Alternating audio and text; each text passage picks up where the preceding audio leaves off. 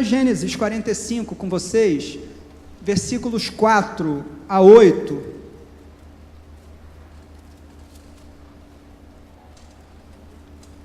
Gênesis 45, 4 a 8. Para concluir a história de José, o pastor Wesley tem nos trazido histórias e detalhes da história dos patriarcas. Então, desde o Gênesis capítulo 1, desde Noé, e foi passando por Torre de Babel, e a gente vem estudando Gênesis, e entramos nos patriarcas, Abraão, Isaac, Jacó. Jacó teve 12 filhos. Lembra que há uma promessa de Deus para Abraão, que seria o seguinte: eu vou fazer de você uma grande nação. E antes que você fique todo alegrinho, ele não está falando do Flamengo.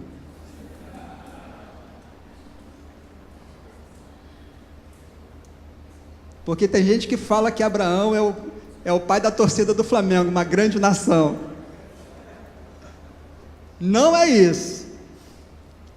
Mas Deus tinha prometido a Abraão que ele seria pai de uma grande nação. A gente não pode perder isso do foco, porque Deus, o Deus da Escritura, é o Deus que cumpre as suas promessas.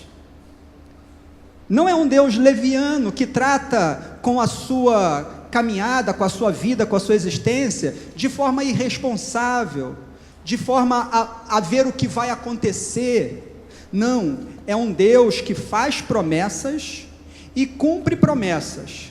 Nesse meio tempo, um monte de coisa acontece, mas ele não perde o controle. E a gente não pode perder o foco de que Deus tinha prometido a Abraão, que faria dele uma grande nação.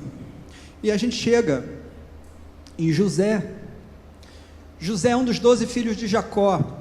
José foi vendido pelos seus irmãos. Ele foi maltratado. Ele era tido como o filhinho da mamãe ou o filhinho do papai. O pai fazia todas as vontades. O pai olhava para José porque era o filho da mulher que ele amava. Lembra disso, né? Jacó tinha 2 mulheres, Raquel e Lia. E ele queria ter filho com Raquel, mas Raquel era estéril. Aí ele tem filho com Lia, tem filho com as servas de Lia, tem filho com as servas de Raquel, com a serva de Raquel, até que ele tem José, o primeiro filho com Raquel. Depois ele teve Benjamim, mas o primeiro filho com Raquel, aquele que ele ansiava, aquele por quem ele ansiava, aquele a quem ele amava, aquele a quem ele esperava. E ele tem José, e ele amava José, e paparicava José, e dava as túnicas para os filhos. Pensa no que é dar roupa para 12 filhos, mas o José recebia a túnica mais bonita. José era o mais celebrado, José era o mais querido, e para piorar, José sonha que ele vai ser maior do que os irmãos. Aí ele tem um sonho em que os irmãos são como estrelas, e ele como o sol, e ele vê os 11 irmãos, as 11 estrelas, se dobrando diante do grande sol. Aí os irmãos ficam com mais raiva ainda dele, aí resolvem dar cabo dele, e o jogam num buraco, num poço, pegam a roupa dele, aquela túnica bonita, suja de sangue, eles matam um animal, suja com o sangue do animal, na época não tinha DNA, para fazer teste, chega na cara do pai e fala que pai, nós estávamos caminhando e de repente seu filho morreu, aqui está a túnica dele cheia de sangue, e o pai morre, mas na verdade o José estava lá, dentro do buraco lá. Aí passa uma caravana de vendedores, pegam José, levam José, vendem José lá no Egito, e José fica lá no Egito. Lá ele passa maus bocados. Lá ele vai para a casa de Potifar, o que parece que vai ser uma grande coisa, que é um grande chefe, mas aí a mulher de Potifar se engraça com ele, e ele não quer nada com a mulher de Potifar. Não, você é a mulher do meu senhor, isso não é certo. Aí ela agarra ele, segura a túnica dele, ele sai correndo, e ela fica com a túnica dele na mão e gritando: ele estava tentando me estuprar, estava tentando me estuprar. Nesse caso em especial, era uma mentira, e José foge. Aí o que acontece? Ele é preso. Quer dizer, ele estava lá em cima e agora está lá embaixo. Uma vida de altos e baixos que José experimentou no Egito. Aliás, desde que vivia com os seus irmãos, muito sofrimento, muita luta, muita dificuldade. Mas há um Deus que vai controlando tudo isso, está de olho numa promessa.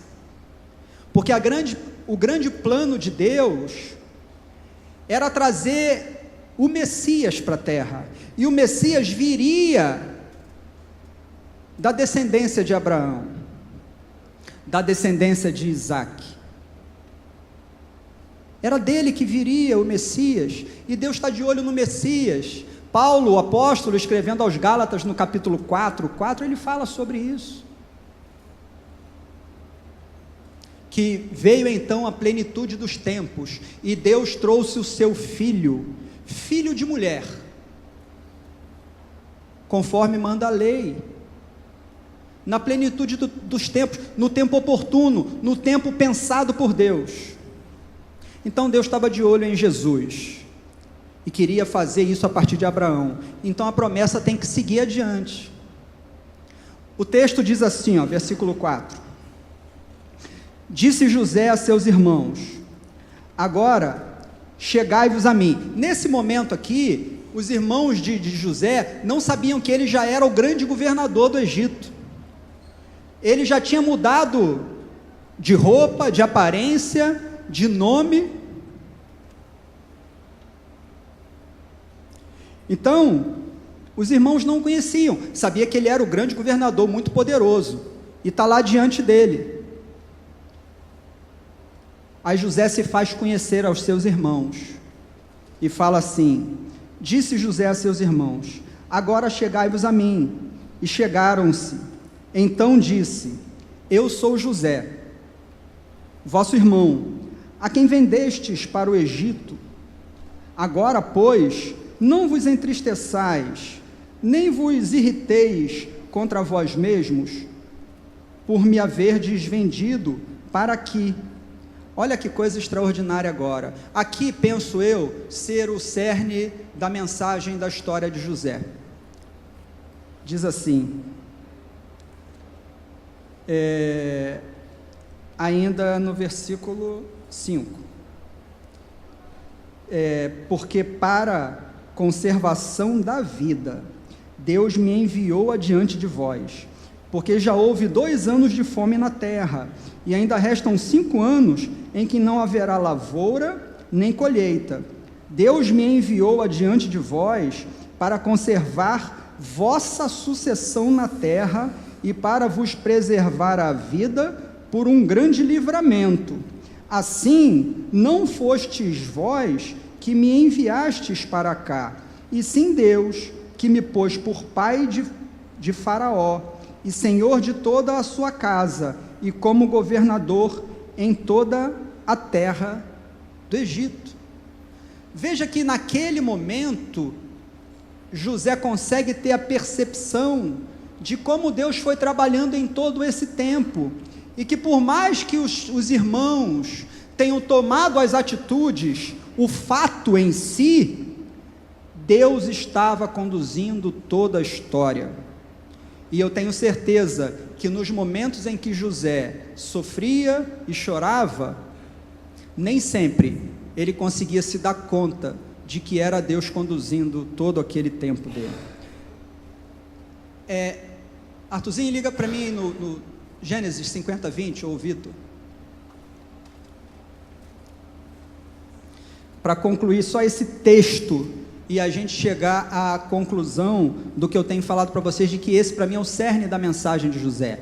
É óbvio que a gente tira muitas lições da existência, da caminhada, dos acontecimentos, e são muitas lições que vão servir para a gente, mas a grande mensagem por trás disso tudo é o que Deus está fazendo enquanto a vida está acontecendo. E diz lá no verso 20 do capítulo 50 de Gênesis: vós, na verdade, intentastes o mal contra mim, porém Deus o tornou em bem, para fazer como vedes agora, que se conserve muita gente em vida. O grande propósito de Deus com toda a história de José era cumprir a promessa que fizera a Abraão, de fazer dele uma grande nação e dele vir o Messias, porque esse é o grande objetivo de Deus, trazer o Messias à terra, para que a partir do Messias todos possam chegar ao conhecimento da verdade. Não há outra ideia de Deus a não ser trazer o Messias. Esse é o foco, esse é o objetivo. É por isso que Deus criou todas as coisas, porque o Messias precisava vir para salvar a humanidade, que haveria de se perder ainda antes de Deus criar todas as coisas. E quando a gente olha para essa história de José e vê todos os altos e baixos pelos quais esse moço, e agora já não tão moço assim, chega e passa, a gente percebe que Deus nunca esteve distante dos acontecimentos, Deus nunca esteve alheio, Deus nunca esteve indiferente, Deus nunca deixou José de lado e foi cuidar de outras pessoas. A promessa do Messias é a partir da descendência de Judá, não é da descendência de José. José tem 2 filhos, Manassés e Efraim, e não é dessa descendência que vem. A descendência que vem o Messias é de Judá.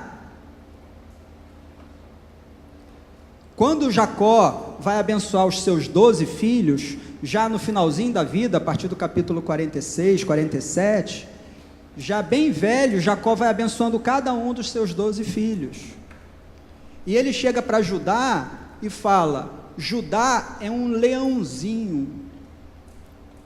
A ideia é que Judá é aquele que guarda, aquele que entra na frente, aquele que é um parceiro. Essa era a ideia. Você vai ver que Judá, por exemplo, se oferece para ficar no lugar de Benjamim, quando José ainda não tinha se feito conhecer aos irmãos, ele fala: vocês vão lá trazer o seu velho pai, mas deixem o seu irmão mais novo aqui. Aí Judá ficou preocupado com aquilo: não, se Benjamim não voltar, nosso pai vai morrer de desgosto, eu fico no lugar dele. Judá é esse parceiro, é como um leão que cuida dos seus. Então Jacó abençoa e fala: Judá é um leãozinho. Aí fala assim: o cetro nunca se apartará de Judá, ou seja, o cetro é o símbolo do reinado, ou seja, os reis de Israel virão da descendência de Judá. Davi, o grande rei de Israel, é da descendência de Judá. Saul não, Saul é da descendência de Benjamim. Por isso que Saul não foi aceito por Deus, porque ele tinha falado que o rei sempre viria da descendência de Judá. Por isso que nós falamos que Jesus é o leão da tribo de Judá, porque ele representa essa figura, daquele que cuida, daquele que briga pelos seus, daquele que não se rende aos inimigos para cuidar dos seus. Assim é um leão, assim é Jesus. Mas mesmo a promessa sendo a Judá, Deus preservou a José, porque foi José que, vendido para o Egito, teve e teria a condição de ser um grande governador e cuidar de um momento tão desastroso na terra, pela qual a terra estava passando, que era fome, escassez de alimento. José, com muita sabedoria, fez grandes armazéns no Egito, guardou muitos grãos, e aqueles grãos serviram para cuidar exatamente da família de Jacó. E ele convida Jacó, ele fala para os irmãos: agora vão lá, tragam o meu pai, e vocês vão viver comigo. E Jacó vem com os seus 11 filhos, mais as filhas, mais as suas esposas e concubinas. Quer dizer, nessa hora Lia já tinha falecido, já estava sepultada, mas veio com Raquel, as concubinas, os filhos, os servos, os animais, e entraram aproximadamente 70 pessoas no Egito com Jacó naquela época. E a palavra de José para os irmãos é isso: foi Deus quem me enviou para preservar muita quantidade de vida. A promessa que Deus fizera a Abraão está sendo agora resgatada mais uma vez. Deus é um Deus que vive resgatando histórias. Deus é um Deus que vive resgatando-nos na história. Quantos sonhos e projetos Deus tem para nós, e nós vacilamos, erramos, às vezes atrasamos, sob a nossa ótica, mas Deus tem o tempo certo, e Ele trabalha em todo esse tempo, fazendo com que no tempo oportuno o seu plano aconteça. E sabe o que acontece? Durante 420 anos, depois da chegada dessas 70 pessoas, no último reinado do último faraó, um faraó que não conheceu José, quis escravizar o povo, porque o povo era muito numeroso, e ele ficou com medo: esse povo é muito numeroso, eles vão acabar vencendo a gente, vamos escravizá-los. E escraviza o povo de Israel, até que Deus levanta Moisés, e Moisés vai lá e resgata. Há controvérsias entre o número de pessoas, mas há um número estimado entre 3 milhões e 6 milhões de pessoas que saíram do Egito. Pensa o que é isso: entraram 70 pessoas, na verdade entrou uma pessoa, José, depois ele traz mais 70, e chega no final entre 3 e 6 milhões de pessoas, e Deus resgata esse povo com mão forte da mão de Faraó, e segue a vida, fazendo a história acontecer, até que Jesus venha. Lá em Romanos, no capítulo 8, no versículo 28, diz assim, na versão da NVI, diz assim: porque Deus age em todas as coisas para o bem daqueles que amam a Deus, daqueles que são chamados segundo o seu propósito. Então Deus age, meus queridos, em todas as coisas, e em todas as coisas quer dizer, nas circunstâncias boas e nas ruins, Deus está agindo. Deus age em todas as coisas, e Ele age sempre para o bem. O texto fala isso: Deus age em todas as coisas para o bem, nunca é para o mal. Deus está me punindo, Deus me odeia, isso não existe em Deus. Deus te ama e me ama, e Ele tem um propósito eterno, e Ele age em todas as coisas para o bem. Mas para o bem de quem? Não é uma coisa solta e aleatória. Paulo é categórico ao falar de uma atitude que parte do homem. Ele fala: Deus age em todas as coisas para o bem daqueles que amam a Deus.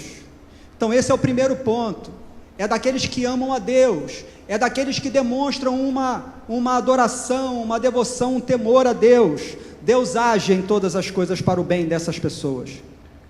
Mas ele conclui falando que é sim para as pessoas que o amam, mas depois ele fala: para aqueles que são chamados segundo o seu propósito. Aí aqui Paulo mostra a outra face de Deus, o Deus que não só age em favor daqueles que ama, mas também agora de forma ativa, ou seja, é algo que vem de Deus para nós, aqueles que são chamados segundo o seu propósito. Deus tem um propósito com a sua igreja, Deus tem um propósito com cada um de nós, e esses sinais que a gente vai vendo durante a caminhada, são sinais que apontam para um Deus que nos ama, um Deus que cuida de nós, e um Deus que está de olho, não só em nós, mas um Deus que está de caso pensado com a humanidade, e quer, a partir de nós, fazer com que a humanidade o conheça, fazer com que a humanidade ouça a seu respeito. Esse mesmo apóstolo Paulo, no capítulo 10, ele fala sobre isso, de Romanos. Como, pois, invocarão a quem não creram? Como, pois, crerão se não ouviram? Como, pois, ouvirão se não há quem pregue? Como, pois, pregarão se não há quem envie? Quão formosos são os pés daqueles que anunciam as boas novas. Esses somos nós. Nós é que seguimos, nós fomos enviados, nós fomos comissionados por Deus, fomos chamados por uma santa vocação, como Paulo fala na carta a Timóteo. O Deus que nos salvou e nos chamou com uma santa vocação, segundo o propósito e graça do seu próprio Filho. Ele nos chamou em santa vocação, para que nós fôssemos e pregássemos a verdadeira mensagem, a mensagem que salva, a mensagem de amor, a mensagem de esperança, no mundo caótico, no momento em que as pessoas não têm mais expectativa nem esperança, chega o Evangelho, e o Evangelho transforma tudo isso. Quando Deus promete a Abraão, lá atrás, fazer dele uma grande nação, Deus estava pensando em mim e em você aqui nessa manhã. Ele já estava de olho em nós, e já nos via adorando o seu nome, já nos via pregando o seu amor, e já via outras pessoas sendo alcançadas. É para isso que eu e você fomos chamados, para responder à promessa de Abraão. E Deus vem conduzindo a história da humanidade, até chegar em Cristo, e agora depois de Cristo até chegar em nós, até que um dia, todos nós, nos encontraremos com o Cristo, e aí sim, viveremos eternamente com Ele, onde o pecado não mais habitará, onde Ele enxugará dos nossos olhos toda lágrima, onde haverá alegria eterna. Enquanto isso, vamos nos adaptando às tribulações, vamos nos esquivando dos problemas, pela graça daquele que nos chamou, e vamos vencendo, dia após dia, e percebendo, Deus está contigo, Deus está comigo, Emanuel, Deus está conosco.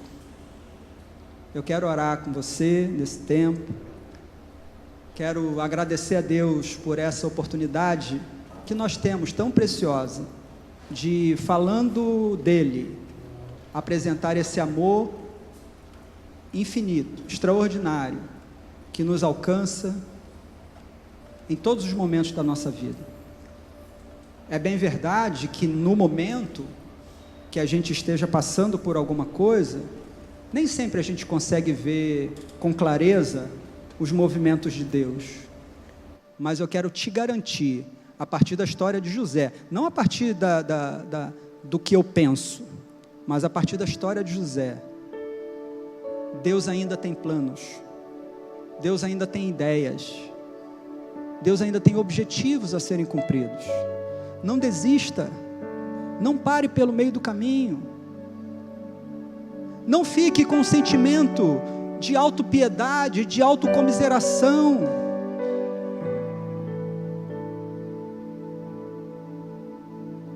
Não fique caído.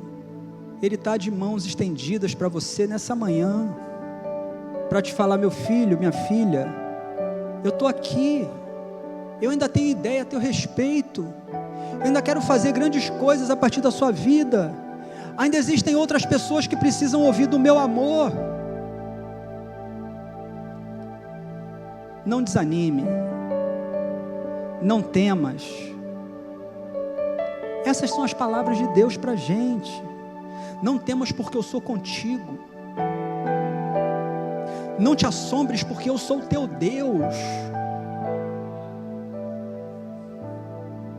Eu vou caminhar com você.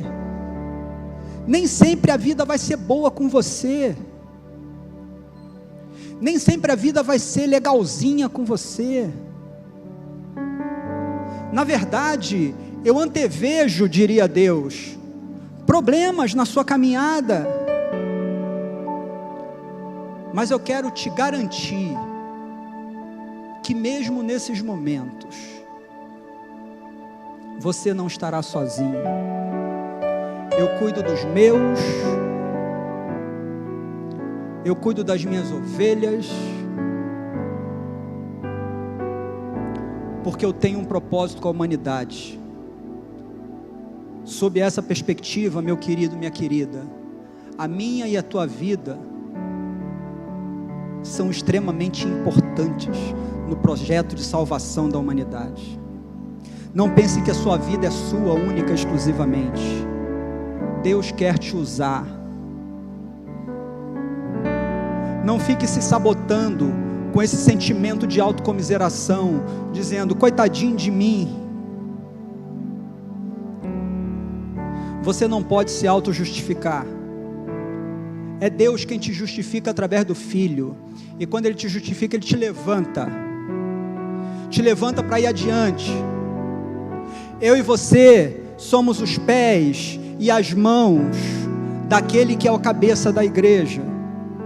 Portanto, Ele diz para os discípulos, vão e façam discípulos de todas as nações, batizando-os em nome do Pai, do Filho e do Espírito Santo, e eis que estou com vocês todos os dias, até a consumação dos séculos. Deus não é homem para que minta. Ele vai cumprir a promessa dele, que fez a Abraão, atravessando séculos, atravessando milênios, mas Ele vai cumprir a promessa que fez a Abraão, meus queridos. A nós cabe perceber o privilégio que é participar desse tempo, participar dessa promessa, participar desse privilégio. Não deixe isso passar.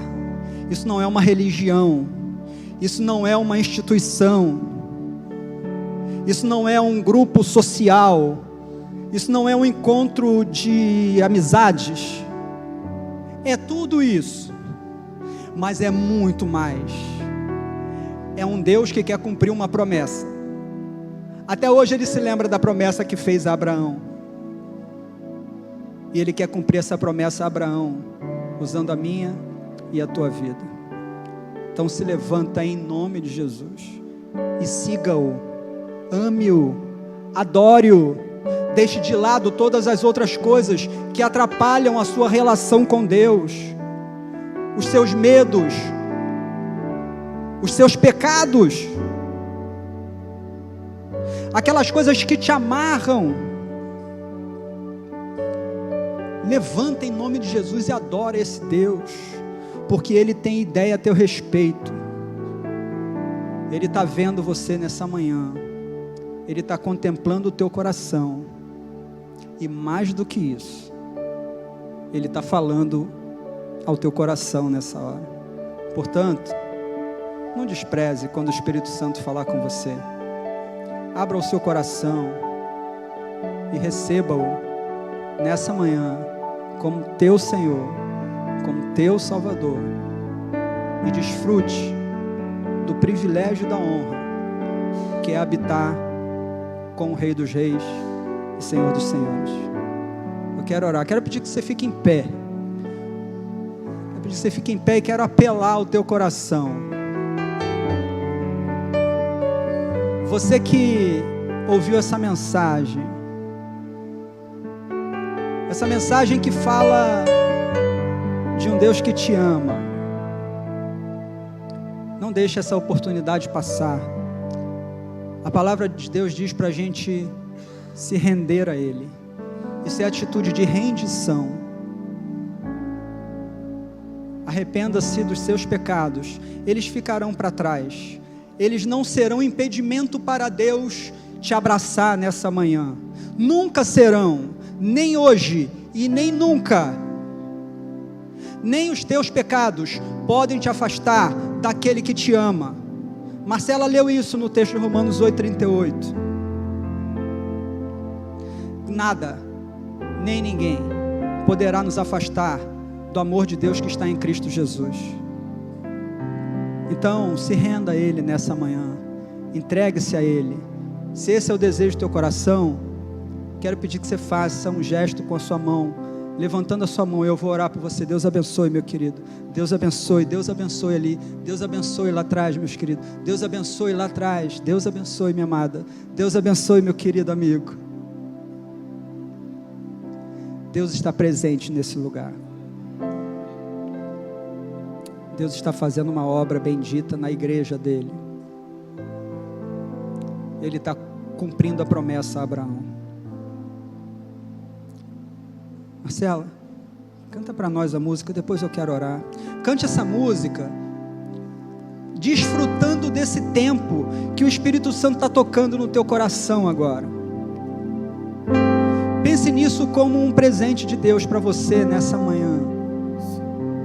E se enquanto a gente estiver cantando, você se sentir à vontade ou quiser, você pode vir aqui à frente que eu vou orar com você depois. A gente vai impor mãos santas sobre você e a igreja vai te abençoar, mas você fica à vontade, não é uma obrigação.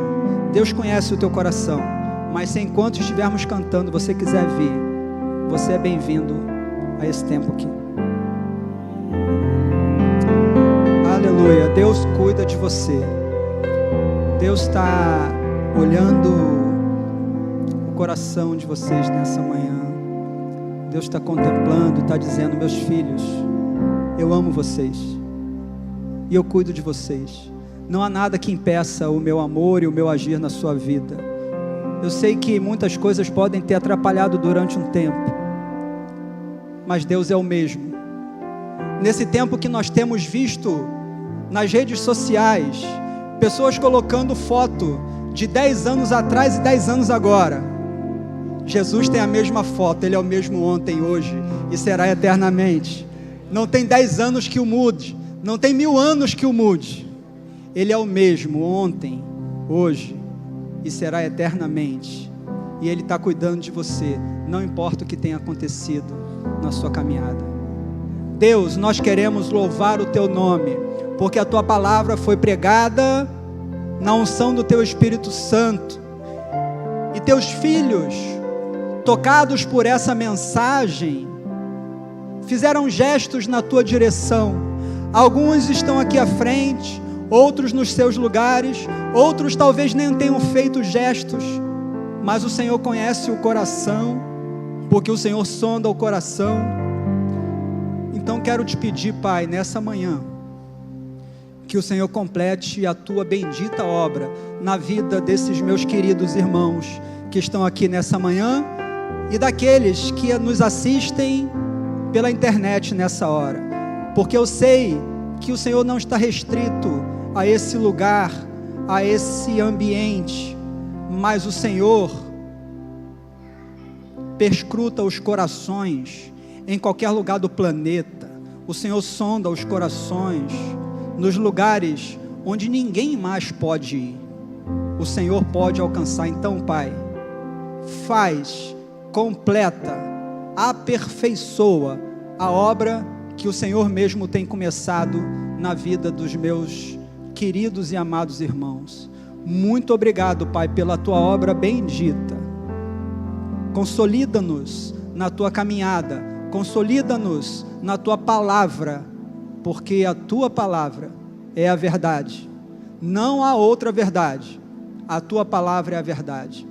Pai, muito obrigado, Pai, nós oramos gratos, no nome santo de Jesus, amém, amém.